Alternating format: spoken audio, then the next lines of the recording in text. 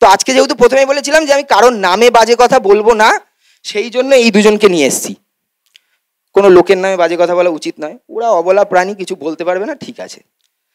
একজনের সাথে আলাপ করাই, ওর নাম হচ্ছে ডগেন্দু ব্যানার্জি।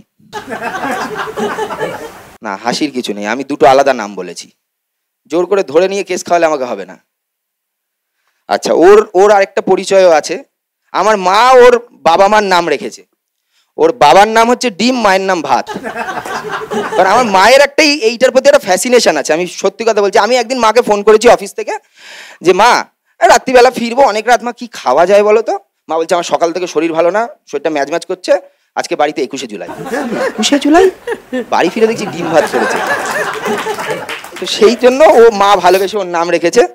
আর এই যে দেখতে পাচ্ছেন, ওর একটা অদ্ভুত ক্রাইসিস আছে জীবনে, ও বাঘিনী।